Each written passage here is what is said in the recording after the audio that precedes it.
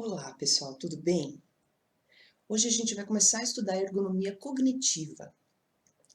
A gente vai estudar os processos envolvidos na nossa capacidade de capturar informações. A ergonomia moderna estuda os sistemas onde há predominância dos aspectos sensoriais, a percepção e o processamento de informações, e também o processo de tomada de decisão.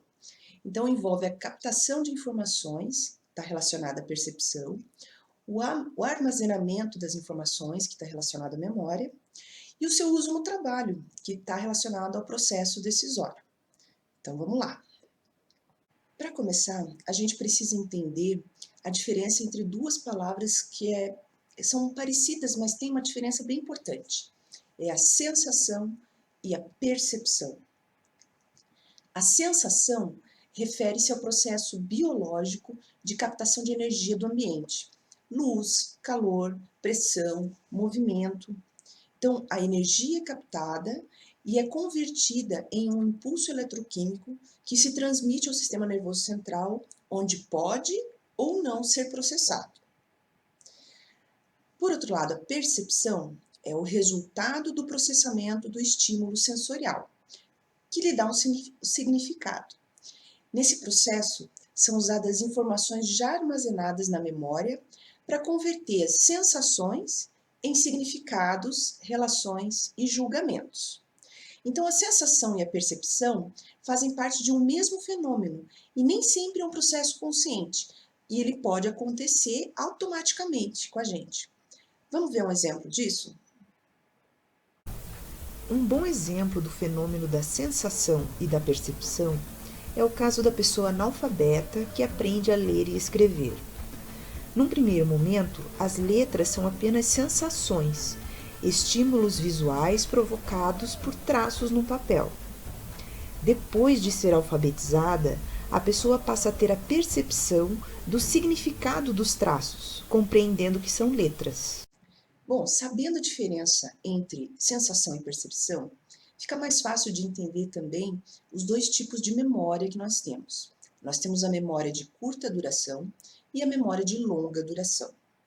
A memória de curta duração retém as informações por períodos curtos, de 5 a 30 segundos. Nesse caso, a informação armazenada pode ser perdida tanto pelo tempo decorrido, como pela sobrecarga, pela quantidade de informação. Ela pode ser confundida pela ocorrência de outras informações simultâneas. Então, um som, um ruído que ocorra simultaneamente à informação que a gente precisa reter, pode fazer com que a gente não consiga reter aquela informação. E ela é de natureza fonética, então a gente se atém à forma daquela informação. Por outro lado, a memória de longa duração retém a informação por anos. Ela tem caráter associativo, ou seja, as novas informações são melhor fixadas quando se conectam com a rede neural já existente. E a natureza dela é semântica, ou seja, ela fixa o conteúdo da informação. A gente vai ver uma imagem agora do livro do professor Ichiro Ida, que apresenta algumas características comparando os dois tipos de memória. Veja só. Com relação à capacidade de armazenamento, a memória de curta duração armazena de 7 a 2 itens. A de longa duração é muito grande. Com relação ao tempo de retenção, a de curta duração é de 5 a 30 segundos. A de longa duração são muitos anos. Com relação à forma de codificação, a de curta duração é fonética, a de longa duração é semântica. Com relação à perda de informação, a de curta duração é pela ocorrência de outros sinais, a de longa duração é pela dificuldade de relembrar. Dentro desse contexto de memória, ainda temos a questão do esquecimento, que é o quê? É a incapacidade de recuperar informações memorizadas. Ele decorre do arquivamento da informação na pasta errada. E ele pode acontecer por diversos fatores. Então, na memória de curta duração, ele pode acontecer por causa de um toque de campainha no exato momento que a gente precisava reter informação. Ou na memória na memória de curta e na memória de longa duração, ele pode acontecer muitas vezes por causa de algumas doenças. Quer ver um exemplo que aconteceu comigo?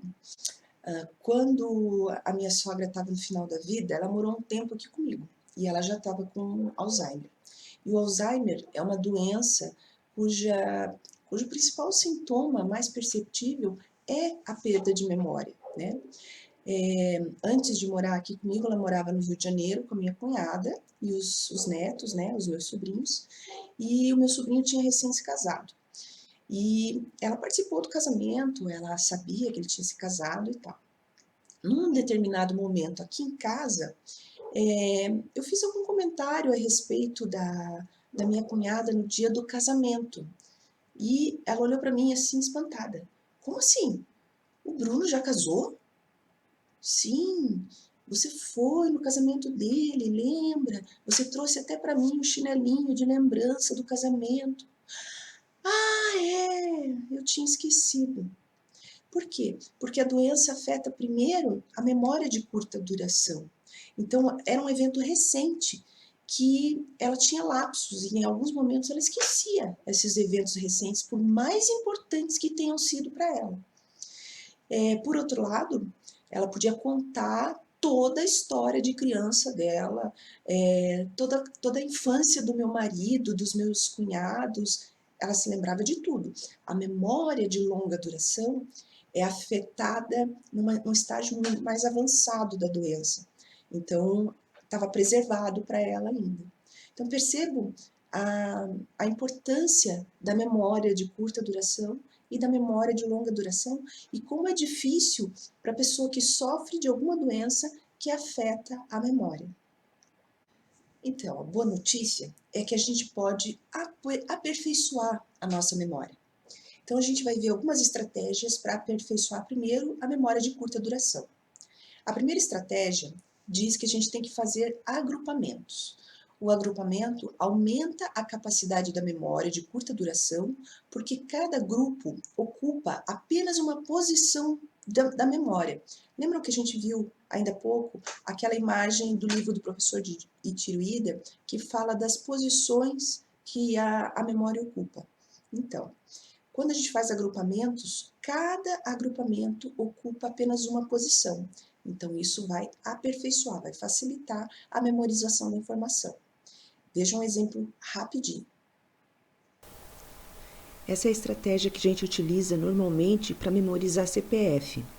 No exemplo de cima, cada número vai ocupar uma posição na memória, dificultando a memorização. No exemplo de baixo, cada grupo de 3 números vai ocupar uma posição na memória, facilitando a memorização. Uma outra estratégia para aperfeiçoar a memória de curta duração é usar letras no lugar de números. No caso de senhas, por exemplo, né, que é uma coisa que a gente tem uma certa dificuldade de memorizar. Então, facilita a memorização porque as letras têm mais chances de se relacionarem entre si, formando um conjunto com algum tipo de significado. Veja também mais um exemplo rápido. Essa é uma boa estratégia para gravar placas de carro, se você conseguir transformar números em letras. Nesse exemplo, FAB 1O129. Você poderia transformar o 1 no I e dizer que é Fábio 129. Uma outra estratégia que facilita a memorização, no caso de curta duração, é fazer diferenciações. Características próprias, distintas e bem diferenciadas entre si são mais facilmente memorizadas. Olha só mais um exemplo. Para sequências aleatórias de letras, a sequência OQCG é mais difícil de memorizar por serem visualmente parecidas entre si. Já a sequência XPKY são mais fáceis de memorizar por serem visualmente diferentes entre si.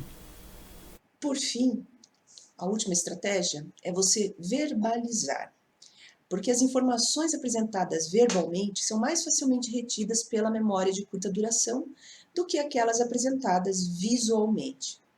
Lembram das estratégias que vocês usavam para estudar para o vestibular? Isso é explorado bastante nos cursinhos por aí. E uma das estratégias é justamente você falar aquilo que você precisa se lembrar em voz alta, né? Para você facilitar a memorização, ok? Então vamos para frente.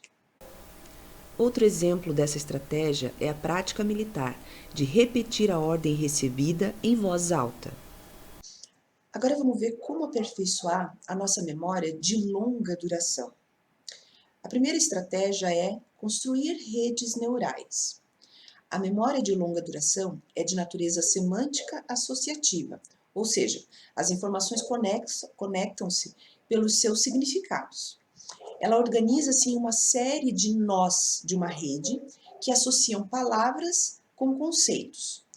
Uma palavra pode estar associada a vários conceitos, e o mesmo conceito pode estar associado a diversas palavras. Para lembrar-se, é necessário puxar o fio da meada. Quantas vezes a gente já fez isso, né? Vamos ver uma imagem para tentar visualizar isso melhor.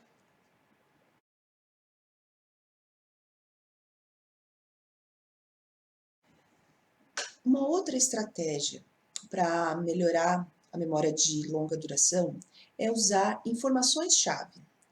As informações podem ser classificadas por grupos semânticos, colocando-as em categorias ou classes já existentes na memória de longa duração. Então, também vamos ver uma imagem para conseguir visualizar isso melhor, mas eu tenho certeza que vocês já utilizaram isso para estudar também.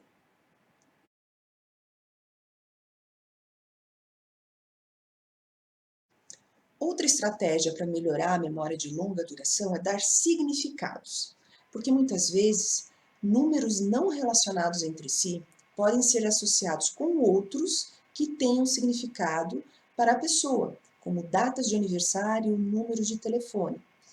Novamente, tenho certeza que vocês já utilizaram essa estratégia para memorizar senha, para memorizar placa de carro, coisas desse tipo, veja só.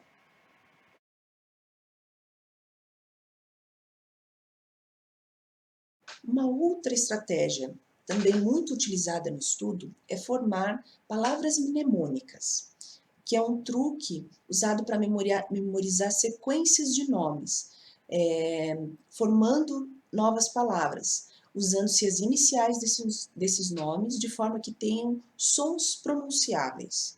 Então, é aquela estratégia básica de você usar as iniciais de uma sequência formando uma outra palavra. Veja um exemplo bem conhecido aí do pessoal que estuda bastante.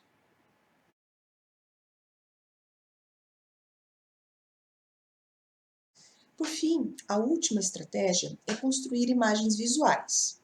Então, é uma outra regra mnemônica bastante usada, que é de associar os itens que você precisa memorizar com imagens visuais abundantes na memória de longa duração, porque o cérebro já tem bastante informação. E assim você cria associações novas e muitas vezes até bizarras, de acordo com algumas experiências pessoais de cada um. Mas até muitas vezes por ser bizarra ou engraçada, é que essa associação vai acabar sendo lembrada com maior facilidade. Então, veja aí mais um exemplo rapidinho.